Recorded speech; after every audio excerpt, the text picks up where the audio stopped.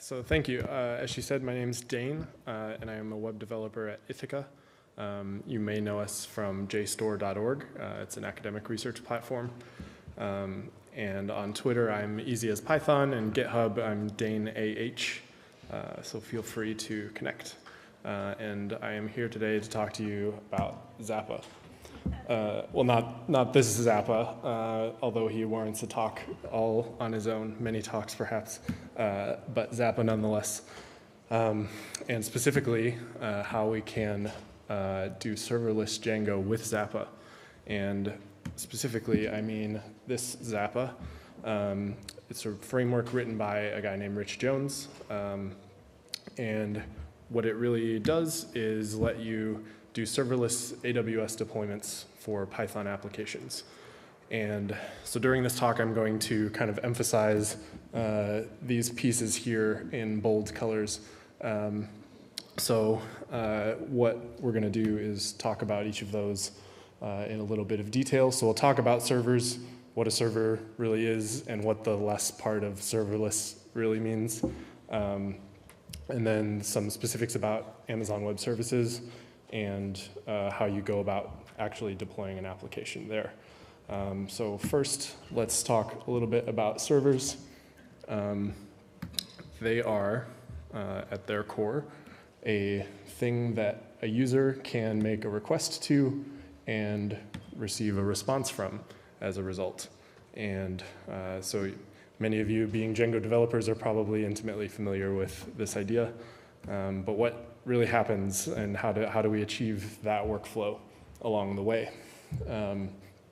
So you have a server, and when a request comes in, it typically gets handled at first by a web server, which knows how to speak HTTP, and then that passes it along to something like gUnicorn, which is a way to translate an HTTP request into something that Python can understand. And ultimately, it will end up at your Django application.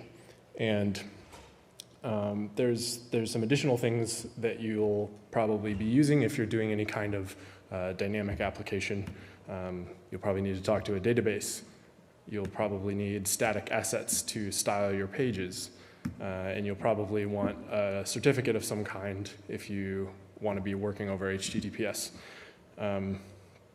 And as you get more traffic to your application, you want to be able to handle more concurrent requests.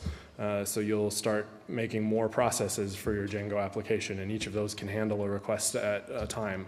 And then when your server inevitably can't handle the load and falls over, you decide maybe you'll make several of those servers and put them behind a load balancer. So you start scaling horizontally to handle all this traffic. And that's fine, but if you're like me and don't really have time to do a lot of automation of your DevOps and things like that, managing all of these servers can get kind of tedious and kind of frustrating. So how do we do less? Like Ron Swanson, there has to be a better way, and we want to free ourselves of the earthly burden of all this machinery. So what less really means to me in serverless, which is sort of a marketing buzzword, is that you do less management and you do less sort of fiddling with all of these moving parts and try to find a way to more easily manage all of these things in an automated fashion and abstract some of those things so that you don't have to see the hairy details every day. So this, again, is what a server might look like. And we want to find a way to basically take these different pieces that are on the server and get them off of the server so that we don't have to deal with them anymore or can deal with them in a better way. So let's start with cert. How many of you are familiar with Let's Encrypt? Great, that's like half of you or so. It essentially lets you much more easily set up a cert and serve your website over HTTPS to the world. And Amazon also has an answer to this called Amazon Certificate Manager. So for the sake of argument, let's offload that to the Amazon Certificate Manager. This way we can just easily create a certificate in the console and apply it to the resources that we want that certificate to be on. So that's sort of locked in, and now that is off of our server. And then the next thing is those static assets. It could be the media that your users are uploading as well. So right now you might store those on your server, at least temporarily, when they are uploaded or when you do a collect static during your deployment. But we can store those in Amazon as well. It has a thing called Simple Storage Service, and you can refer to those different files by their object, basically, in S3. So let's lock that in. And the last remaining pieces are really the parts that are important to the request response lifecycle that leads from HTTP request down to Python translation down to Django. So how do we get rid of that stuff? That seems kind of tricky. So one way we could imagine doing this is with some other Amazon tools. So we're taking away the job of routing from Nginx and using instead Amazon's API gateway. And we're taking the job of translating requests from HTTP to Python away and using Lambda to do that. So how many of you have heard of Lambda? Okay, that's like most of you. So that's great. Lambda is Amazon's functions as a service, essentially. And what they do is let you respond to a request by executing some function. And it would be great because it would be great if we could use Django as the underlying function for this and effectively get rid of our server. So as you can see, sort of from this last transition, we've kind of freed ourselves of the need for this server wrapping all of our code. So how do we get there? And more importantly, how do we respond to more activity in our application? So let's talk a little bit about what the details are under the hood in AWS. So imagine we're creating a website where we can post pictures of puppies, all the best puppers. What we need for our certificate is to create a certificate in Amazon Certificate Manager. And then what that lets us do is reference that certificate with an Amazon resource number or an ARN. So that long string you see is the identifier basically for that cert. By the way, bestpuppers.com still available, so you should buy that. And then for our static assets, we need a bucket to store those in S3. And so we're going to tell Zappa how to where to put its stuff by referencing that bucket name as well. And the next piece, which is sort of the crux of it, is that we need to put our Django application into Lambda. And there's sort of this wrapper around it that does that WSGI translation for us. And then Lambda can handle all of that horizontal scaling that we talked about earlier. So once we're able to do that, we're sort of home free. And with the API gateway, we can manage our different environments and route requests for different domains to different sets of applications. So to recap, Amazon Certificate Manager for SSL certs and S3 for static file storage. And if you're feeling really ambitious, you can put CloudFront in front of it to get a globally distributed set of static files to speed up delivery to your users. And then Lambda for our request workers and the API gateway to route requests to different applications. So the next step is deployment. Hopefully you can do it the first time. The way that we do this with Zappa is basically to initialize our configuration and set up the details in our Zappa settings. So how do we do this? In order to get your application set up with Zappa, like here, I've just basically started with Django start project best puppers. So you have your single application module, package rather, with your settings and your URL patterns and your WSGI.py, as well as your manage.py. And you'll also need your AWS credentials listed. The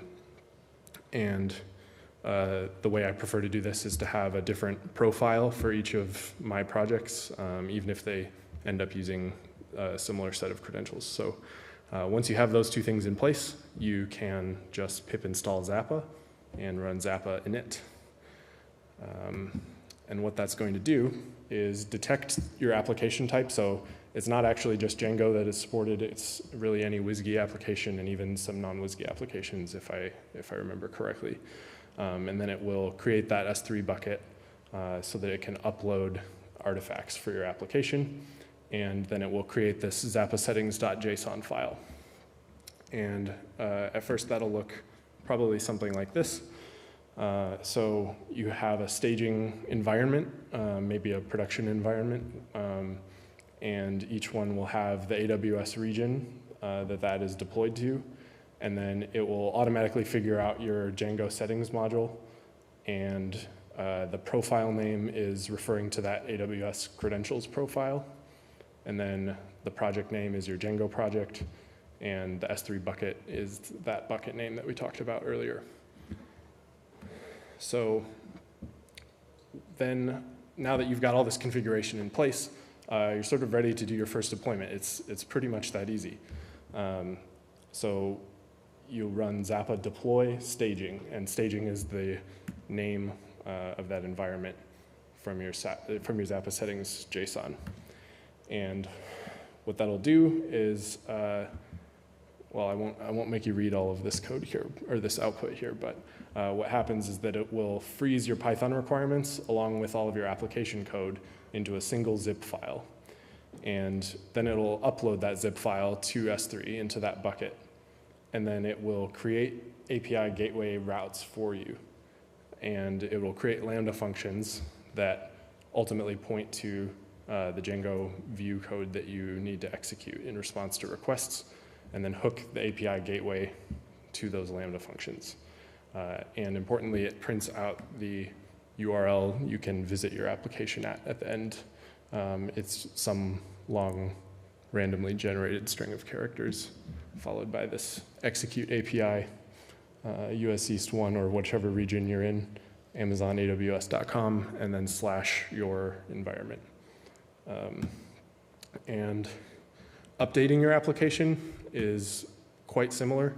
Again, it's downloading all of your dependencies, packaging them up as a zip, uploading that to S3, and then since you're updating your application, it'll update the Lambda and redeploy the API gateway, and then give you the URL to visit that again. So the next step after this is getting your certs in order. And fortunately, that is very easy too. So once you've created a certificate in Amazon Certificate Manager, you can take that ARN, that AWS Resource Manager, or resource number string, and specify it in your environment as the certificate ARN, and then tell it the domain that you want to certify. And then you just run Zappa certify staging, and that will certify the staging domain that you specified using the cert that you specified. And then through this, you also get log storage and tailing, so you can see what's happening in your application in real time, as well as persist those logs for later use. You also get management commands and even the ability to run raw Python against your Lambda, against your environment where the Lambda lives. And as you should know from Lambda, you get auto-scaling to meet your request load. Some points there, though, are to watch out for concurrency and cold start time. You can read more about that. There's a good article I could point you to later. But essentially, just if you're trying to serve very fast requests, you may want to look into that first. And importantly, you'll probably have a way lower AWS bill because you don't have servers running when they're not serving any requests. So a request comes in, it is managed by that Lambda function, and as soon as that response is sent, that Lambda goes away. And you only pay for the execution time of that request lifecycle. And a couple of odds and ends too are like serverless database options. Amazon did release Aurora Serverless recently. That's their MySQL compatible product. And it's a managed solution, but the cost is really comparable to any of their other database solutions at the moment. So there wouldn't necessarily be a price gain there, although you might still like the managed solution facet of it. There's also DynamoDB, but that's a NoSQL solution, and I don't know, at least at the time of writing this talk, of any production-ready drivers for Django for using DynamoDB. There are a couple of other options out there that are not necessarily Django specific, that are also not relational databases, but might still persist data for you in a way that's useful to you. And then you can also run asynchronous tasks. So Zappa can actually run functions from your code on a schedule if you like. You can specify things in like a cron syntax and say every 4 hours, please run this thing. If you wanted to do celery workers and things like that, you'd have to look into that yourself because that's not a domain I'm familiar with. But you can also split your application into separate lambdas if you like, if you really need sort of separate asynchronous behavior. And long-running lambdas aren't super well supported, although I did see that AWS recently upped the execution limit to 15 minutes. I think it was previously 5, so you've got triple the time to do what you need to do. So some tips are that you would probably want to exclude most of your unneeded files. Node modules is huge. I mean, it's I don't know. You don't want to ship more than you have to. So like node modules, if you use PyCharm, your .idea folder, and if you are uploading media files locally, you probably want to exclude that directory too. And it just reduces the zip file size so it can zip it faster and ship it faster when you go to deploy. And then the other major tip I have is that you should automate your process. There's a number of options out there. A lot of people use Fabric. I personally use NPM scripts because I'm already using Webpack for my static assets, so I have a few scripts already. So my package JSON looks something like this. That's a lot of stuff. But if you want to know more about this, I'm happy to like show you this file and talk about all the parts of it in the hall.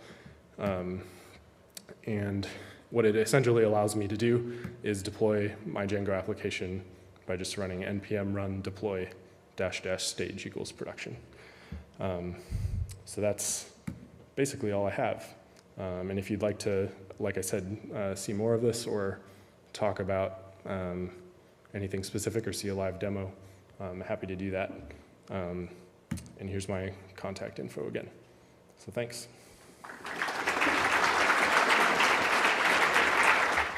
Hi, thanks for the presentation. What are some of the cost considerations for performance? So how would you compare, you pay for every invocation of the Lambda function, that's a small price individually. How would that compare to having your own EC2 instance? Yeah, good question.